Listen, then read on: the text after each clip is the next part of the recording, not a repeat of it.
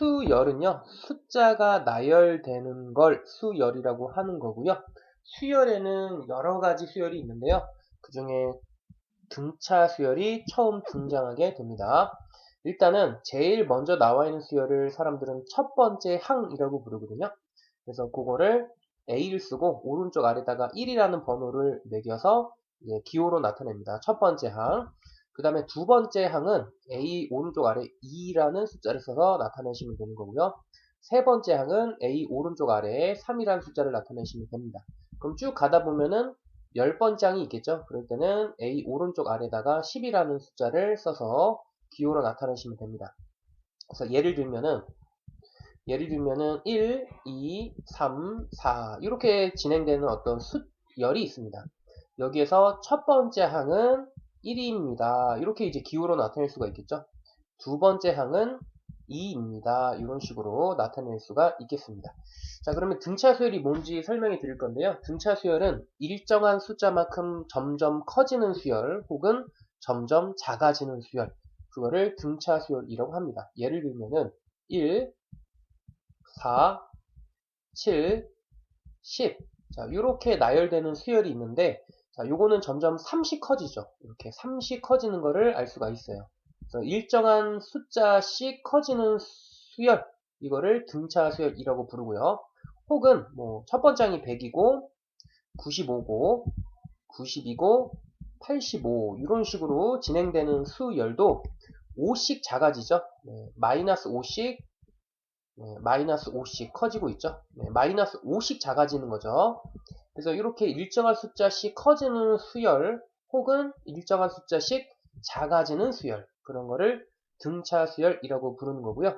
그 일정한 숫자를 사람들은 공차라고 불러요. 그래서 첫 번째 수열의 공차, 첫 번째 수열은 3입니다. 공차는 3입니다. 그 다음에 두 번째 수열의 공차는 5씩 작아지잖아. 그래서 이럴 때 공차는 마이너스 5입니다. 이런 식으로 나타내시면 되겠습니다. 공차는 3이다. 그리고 밑에 있는 수열의 공차는 마이너스 5다. 이렇게 하시면 되겠습니다. 자, 그러면 이제 일반항에 대해서 이제 살펴보도록 하겠습니다. 자, 여기에 보시면은 제가 수열을 하나 만들어 볼게요. 자, 2가 있고요. 4가 있고 6이 있습니다. 8이 있습니다. 자, 요런 식으로 진행되는 수열이 있습니다. 그러면 수열에서 중요한 것은 규칙을 찾아내고 그리고 그 규칙을 토대로 예측을 하는 거. 그게 이제 중요한 거죠. 자, 그러면 제가 이렇게 물어봐요. 규칙이 뭐니? 이렇게 물어봐요.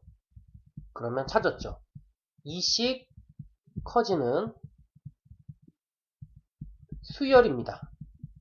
2씩 커지는 수열을 규칙을 찾았어요. 근데 이걸 좀 어려운 말로, 좀 있는 말로 공차가 2인 등차 수열입니다. 이렇게 하면 좀 더 있어 보이겠죠? 자, 이렇게 이제 표현할 수 있어요. 이제 규칙은 찾았어. 그러면 이제 예측을 한번 해볼 건데요. 제가 10번째 항은 뭐니? 이렇게 물어봐. 그러면 2, 4, 6, 8, 10, 12, 14, 16, 18, 20, 20이에요, 20. 이런 식으로 이제 찾아겠죠. 그러면 내가 100번째 항을 물어봐.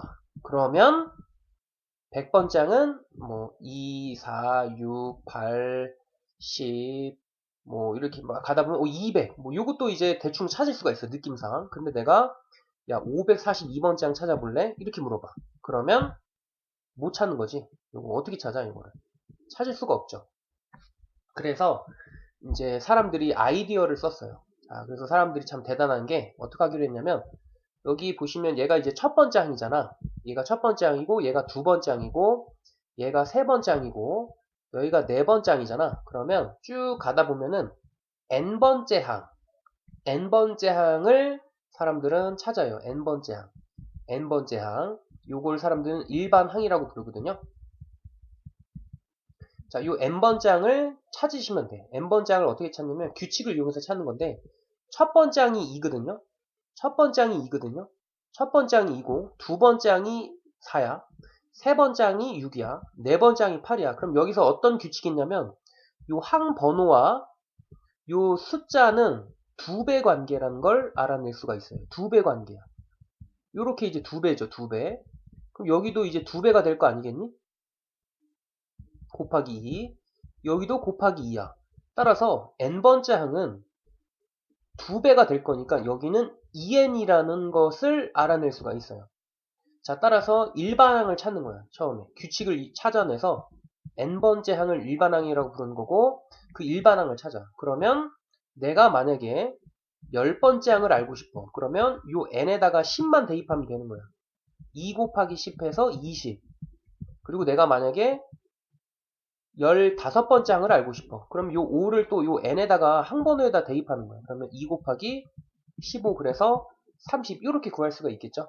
자, 그래서 수열에서 제일 중요한 건 뭐냐면 규칙을 통해서 예측하자. 누구를? n번째 항, 일반항을 예측하자. 그래서 수열에서는 일반항만 정복하면 그 수열은 다 정복한 게 되는 거예요. 그러니까 어떤 반이 있으면은 거기서 싸움 제일 잘하는 애가 있잖아. 1장. 그러면 내가 여기 딱 도착했어. 그러면 여기서 그 1장 한 놈만 내가 패버리면은 1장만 내가 딱 잡아버리면 그 반은 전체는 내가 다 잡아버린 거가 되는 거잖아. 도장 깨기처럼. 그런 것처럼 그 수열에서는 n번장만 내가 찾아내면은 그 수열은 정복한 거나 다름이 없습니다. 그래서 일반항, 이 n번장이 엄청 중요한 겁니다. 자, 그러면 이제 다음 내용으로 갑시다. 그럼 일반항 찾는 방법을 가르쳐 드릴게요. 자, 일반항 등차 수열에서 일반항 찾는 방법. 등차 수열에서 일반항 찾는 방법. 공식이 있어요, 공식. 자, 등차 수열 일반항은 A1 플러스 N-1t 라는 공식. 자, 요거를 외우셔야 돼요. 이게 등차 수열에서 일반항 찾는 공식이야. 등차 수열 찾는 공식. 그럼 여기서 요 A1 있죠? 요거는 이제 첫 번째 항을 말하는 거야. 첫 번째 항. 첫째 항. 그 다음에 여기 D 있죠? D는 공차를 의미하는 거야. 공차. 그래서 요 공식이 있으니까 많이 외워두시고, 그 다음에 첫 번째 항에서 요 A1도 요것도 쓰기 귀찮나봐, 사람들. 그래서 요걸 생략해서 그냥 첫 번째 항은 보통 A라고 써요. 첫 번째 항은 A1이고, 두 번째 항은 A2고, 세 번째 항은 A3인데, 보통 첫 번째 항은 A라고도 많이 써요. 그래서 요거는 A1이라고도 쓰는데, 보통은 A라고 많이 씁니다. 자, 그러면 1번부터 한번 가볼게요. 1번 3, 9, 15, 21 이렇게 가는 등차수열이 있습니다.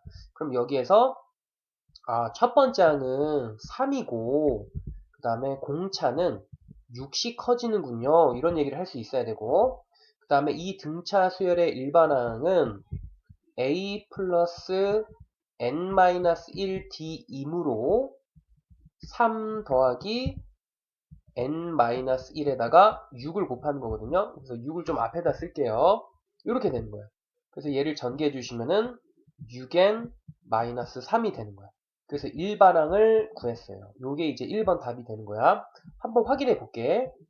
두 번째 항 한번 구해 볼게. 요 n에다가 2를 대입하면 돼요. 6 곱하기 2 빼기 3이니까 9가 나오는 걸 확인할 수가 있고요. 세 번째 항도 한번 해볼게요. 요 n에다가 3만 대입하면 돼요.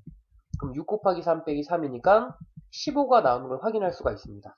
그래서 일반항을 이렇게 구하시면은 그 수열은 정복한 거나 다름없다.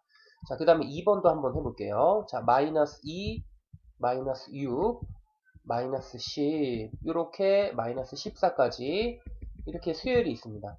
자, 그러면 첫 번째 항은 마이너스 2고, 그 다음에 공차. 자, 요 마이너스 2에다가 빼기 4를 해주면 빼기 6이 되고, 요 빼기 6에다가 또 빼기 4를 해주면은 또 빼기 10이 되겠죠? 그래서 공차는 마이너스 4구나 라는 걸 알아낼 수가 있습니다.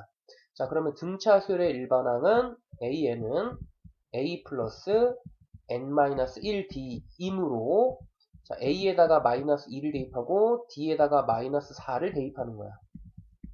그래서 전개해 주시면은 마이너스 4n 더하기 2라는 일반항을 구할 수가 있겠습니다.